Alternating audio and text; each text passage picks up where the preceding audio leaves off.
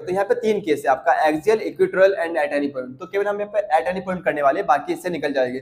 तो सबसे पहले हमने किसको लिया, कंसिडर किया एक डाइपोल को, जिसका डाइपोल मोमेंट कितना, Q इंटू 2L। हमने माना है कि इस डाइपोल के जो सेंटर है उससे P एक्स डिस्टेंस पर एक पॉइंट है P, जहां पर हमें डाइपोल की वजह से इलेक्ट्रिक पोटेंशियल निकालना है। तो सबसे पहले हमने यहाँ पे क्या लिया, पोटेंशियल माना माइनस चार्ज की वजह से K minus charge upon AP।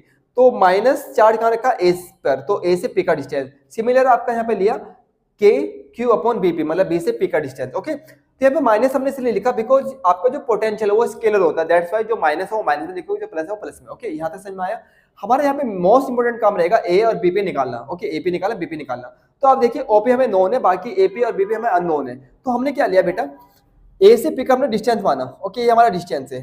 तो ये डिस्टेंस मैंने कहाँ पे लिया, एपी पे लिया। तो आप देख सकते हैं कि जो पीएम है वो इक्वल किसके, बीपी के।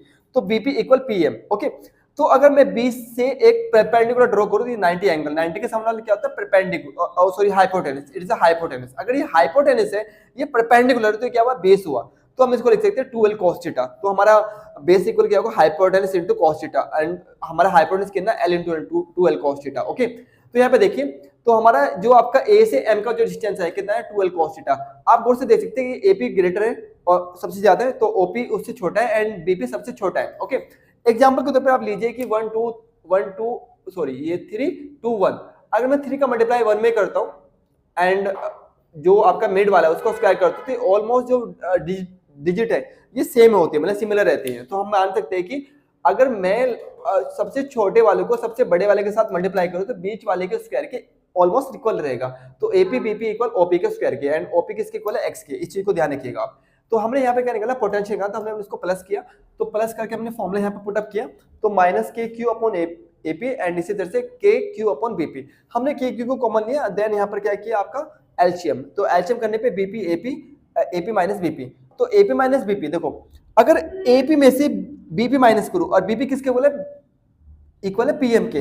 इसका मतलब है कि एपी में से अगर पीएम को माइनस करें तो क्या आएगा, एएम आएगा। तो इसके जगह आप एएम रख सकते हैं, और बीपी इंटू एपी क्या होगा, एक्स स्क्वायर। और एएम क्या बेटा, 2L cos theta, and 2L क्या होगा आपका, Q 2L क्या होगा, P। तो हमने इसको P बनाया, तो हमारा फॉर्मूला हुआ के P cos theta upon x square. ये इंपॉर्टेंट है formula, okay, at any point के लिए। अगर हमारी बात आती है एक्सियल, अगर एक्सियल की बात है, एक्सियल का मतलब है कि एंगल 0 होगा, तो cos 0 की होती है 1। तो आप यहाँ 1 पुट अप कीजिए, देन हमारा फॉर्मूला क्या होगा, के पी अपॉन एक्स स्क्वायर।